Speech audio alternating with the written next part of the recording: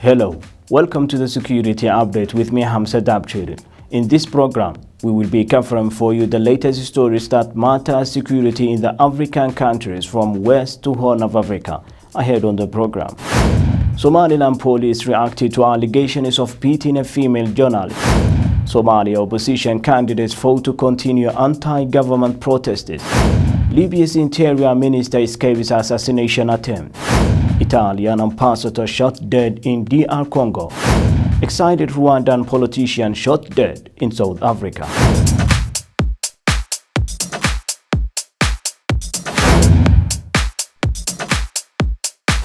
Welcome to the program.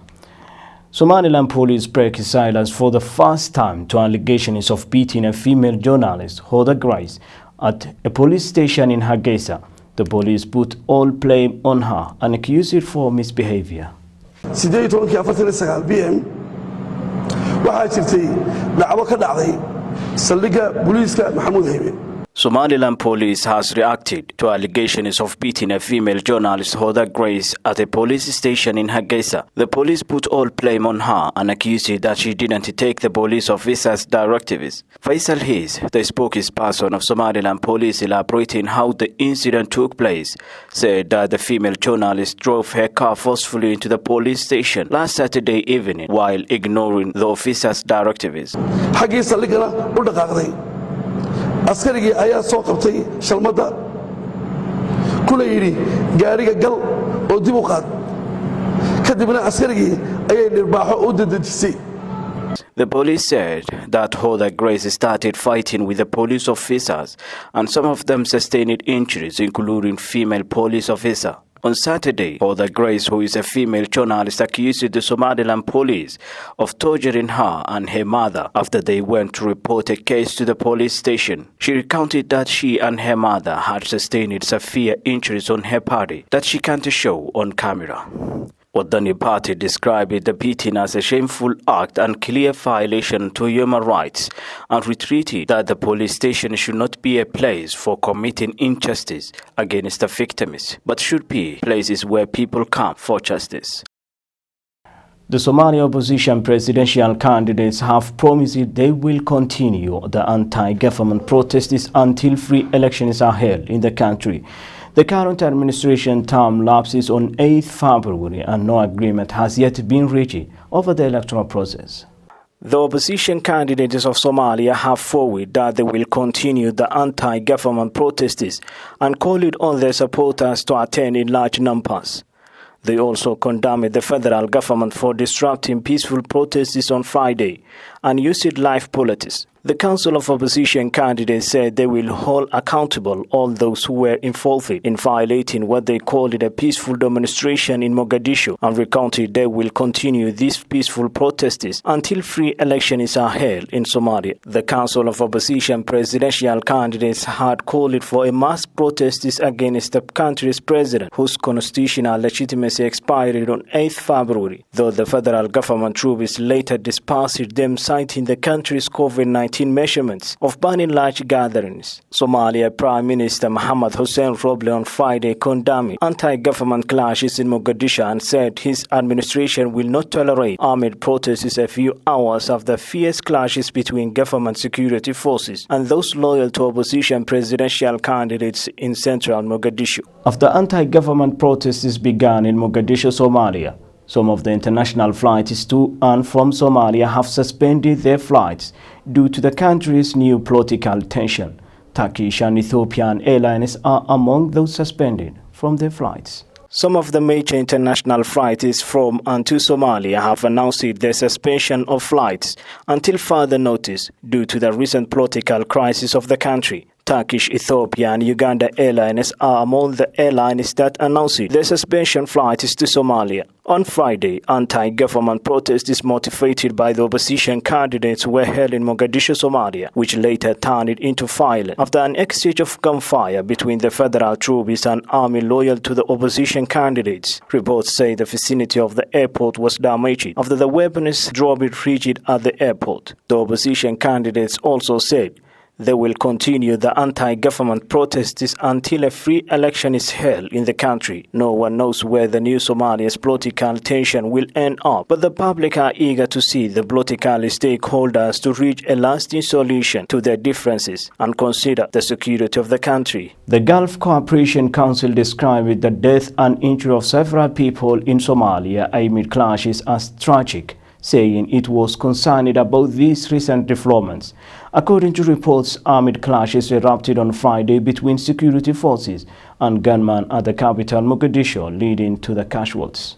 According to reports, armed clashes erupted on Friday between security forces and gunmen at the capital Mogadishu, leading to casualties. In a statement, the GCC Secretary General Dr. Naif Al-Hajraf urged calm and for the sides to resolve their differences peacefully through negotiations and constructive dialogue to reach a national consensus.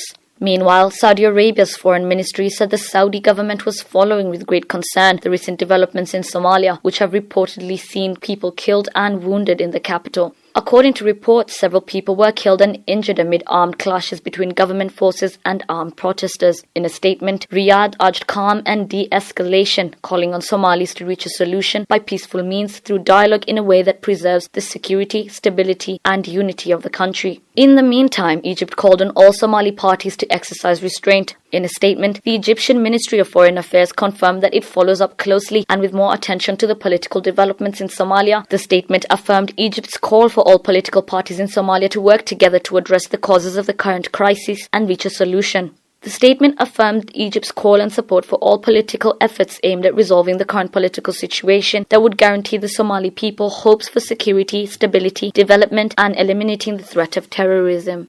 Tensions between Ethiopia and Sudan over the disputed Al-Fashqa area is due to pressure on the leaders on the two countries from their citizens. On one hand, the leader of the Sudanese Sovereign Council, Abdel Fattah Abdurrahman al-Burhan, is under pressure to reclaim the Sudanese territory, which has been occupied by Ethiopian farmers. Fistfighting has erupted among Ethiopian troops serving in South Sudan as part of the United Nations peacekeeping mission in the world's youngest country after a forced return to Ethiopia, where most peacekeepers fears government brutality was met with resistance. Several well-informed South Sudan government sources with direct knowledge have told this evening.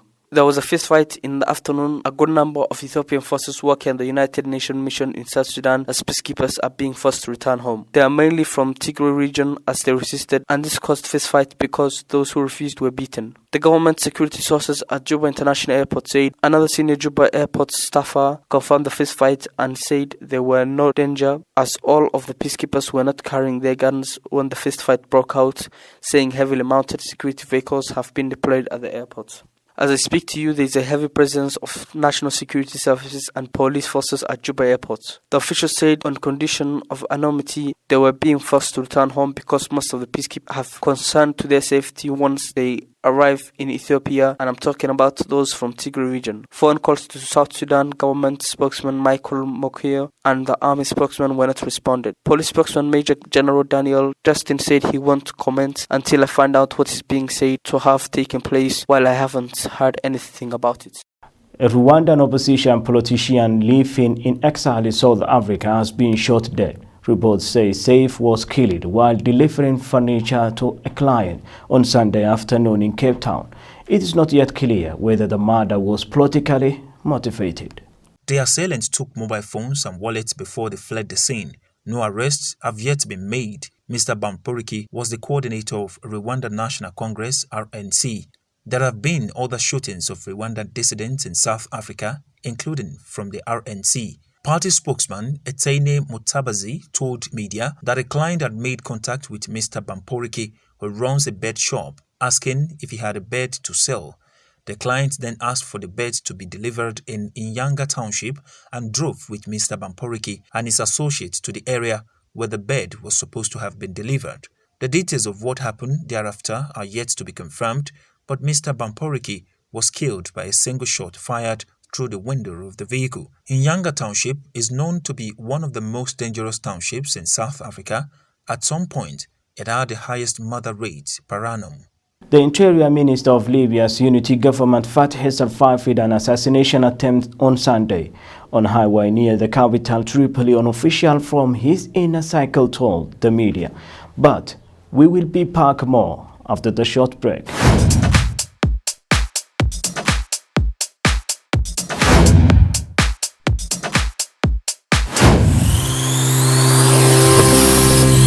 Welcome to CBA, Somaliland's only bilingual TV station, where professionalism and expertise come together to bring you real news in real time. This is CBA TV special program. My name is Ajara Ahmed Tijani. My name is Balogun Shekola Aziz, your regular host on that your lovely program, Talk to CBA. Welcome to the Security Update with me, Hamse Daabjeerin. From East to West Africa and beyond, CBA TV got you covered on news and current affairs. Reporting from Nigeria, Kamil Sadiq, CBA TV.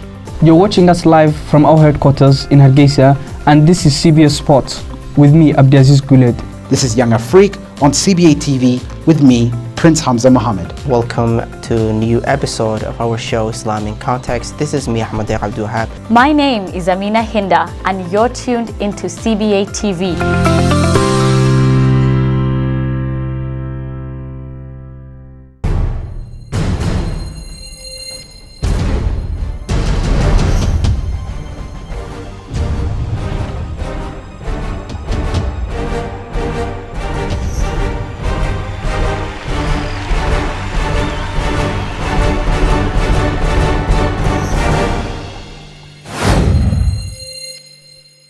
Hello out there. Tune in to CBA TV, the voice of East Africa and beyond. There's so many people around the world who are watching along with you.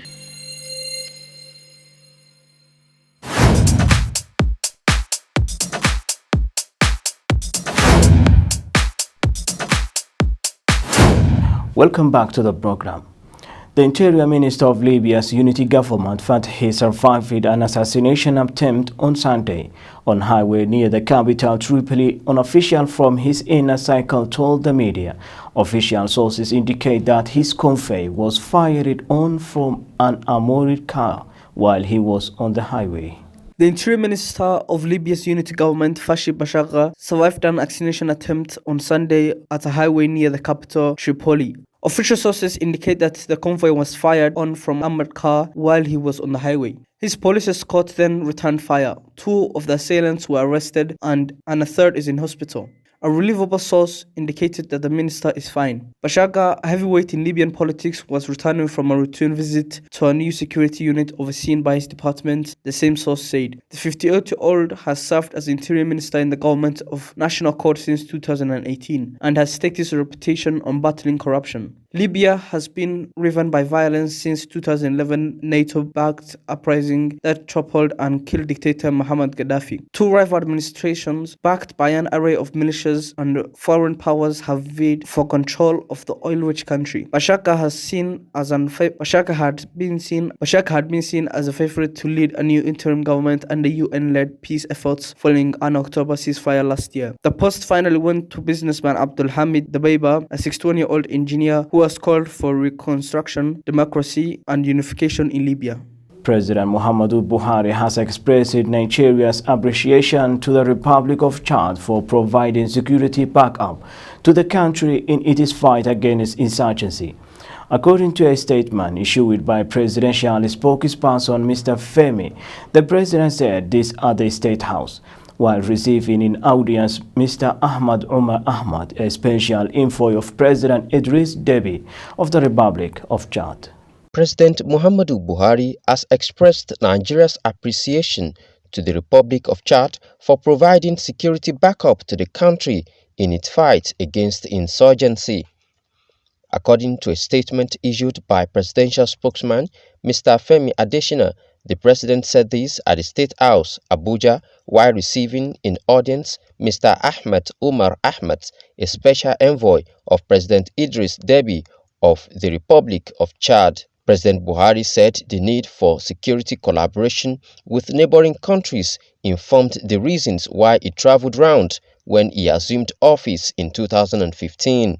Buhari, however, wished the Republic of Chad best of luck in the general elections coming up in April. While speaking, the special envoy of Chad to Nigeria said he brought a solidarity message from President Deby on the security situation in Nigeria, as well as encouragement for Nigerian troops who were working hard to end insurgency in the northern part of the country. Nigeria and Chad have jointly worked together in the areas of trade relations and multinational security to counter Boko Haram insurgency through the Multinational Joint Task Force. The Multinational Joint Task Force is a combined multinational formation comprising units mostly military from Benin Republic, Cameroon, Chad, Niger, and Nigeria. It is headquartered in N'Djamena, Chad, and is mandated to bring an end to the Boko Haram insurgency affecting the countries involved.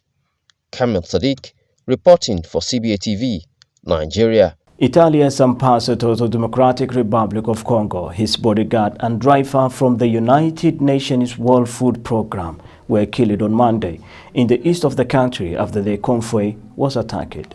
The death of Ambassador Luca Antonisio, 43 years of age, Italian military policeman Vittorio Lacavacci, 30 years of age, and a Congolese driver whose name has not been released were confirmed by the Italian government. When we heard gunshots, we did not know what had happened. We just went to the scene. They had just kidnapped the ambassador. They took him into the bush and immediately they clashed with the park guards. One witness, who did not give his name, told Africa News. They managed to shoot the ambassador. They shot the driver and the ambassador's security officer died. And then suddenly, the FARDC went there and they managed to save the ambassador to take him to Goma for intensive care. Several others had been reported as wounded and have been taken to hospital. No group has claimed responsibility for the attack, but many armed groups are known to operate in and around the nearby Virunga Park. The killings in North Kivu province occurred in the same region where 2 British tourists were briefly kidnapped in 2018. Monday's ambush occurred as the convoy was traveling from Goma, Congo's eastern region capital, to visit a World Food Programme school project in Rutshuru, the UN agency said. The WFP said the attack occurred on a road that had been cleared previously for travel without security escorts, and it was seeking more information from local officials on the attack. According to the ministry website, Antanasio had been Italy's head of mission in Kinshasa since 2017 and became the ambassador in 2019. The diplomat was married and had 3 young daughters. Italian President Sergio Mattarella condemned the attack in a statement. The Somalian National Army said at least over 50 Al-Shabaab fighters have been killed and several others sustained injuries after the Somali National Army conducted operation outside Somali capital. The Somali National Army claimed that they killed more than 50 Al-Shabaab members, including 2 senior commanders, in an operation in the Lower Shabelle region. The military operations against the Somali-based Al-Qaeda-affiliated terror group took place in Mushani, Daniga, and Majabta, according to Somali military radio. Military officials in the region who spoke to Anadolu agency confirmed the operation. Army Chief of Staff Odo Yusuf Rageh told military radio Friday that the terrorists killed included Moualim Bukhari, the group's intelligence chief in Lower Shabelle, and Sheikh Hassan Geni, the commander in the region. He said Al-Shabaab training camps in villages were also destroyed. At least 20 Al-Shabaab terrorists were killed Thursday in a military operation in the region. A suicide explosion happened near Hamaween's police station in Mogadishu.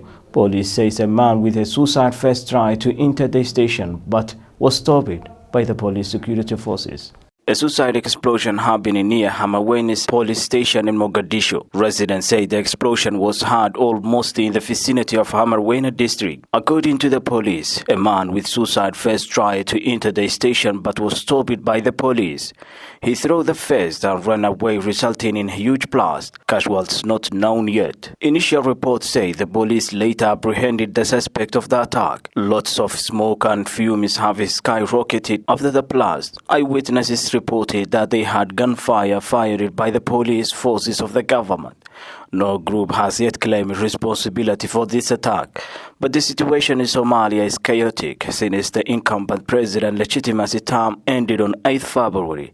An opposition candidate announced they will not recognize him as the legitimate president, while also they called for more anti-government protests on Friday. Hundreds of staff members of the national airline Tunis Air on Friday protested in Tunisia against the freezing of the company's financial assets by a Turkish firm. Froze the accounts of because the company owes it millions of US dollars. Turkey's staff froze their accounts because the company owes it millions of US dollars. At the call of a Tunisia union and supported by the powerful UGTT union, employees of the public company protested against his decision in front of the Tunisia headquarters in Tunis, according to a local journalist. The troubled airline has a higher proportion of staff to planes than almost any other aviation company and requires expansive state subsidies. We were very shocked that a private company called TAV, or Turkish Airport Operation and Services, proceeded with the freezing of the accounts of a public company that dates back to 70 years. We are destroying the transport company as well as our assets and the public sector. After the protest, the transport minister said the freezing of accounts was lifted and negotiations with staff would begin to find an agreement on the debt. The Tunisian government, the union and foreign lenders have urged reforms at state-owned Tunisia. A Ugandan People's Defense Force soldier shot himself dead in Pyongobo district on Friday.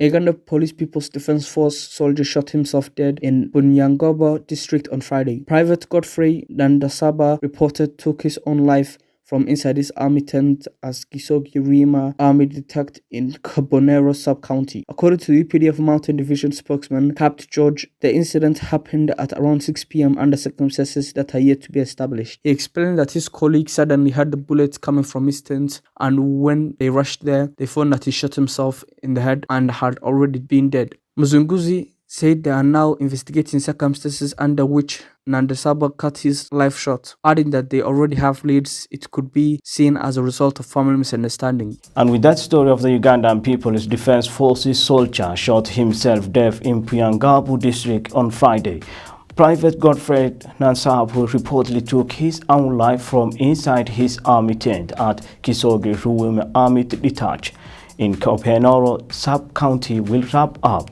our program for this time. Thank you very much for being with us. My name is Hamse Daabjeerin.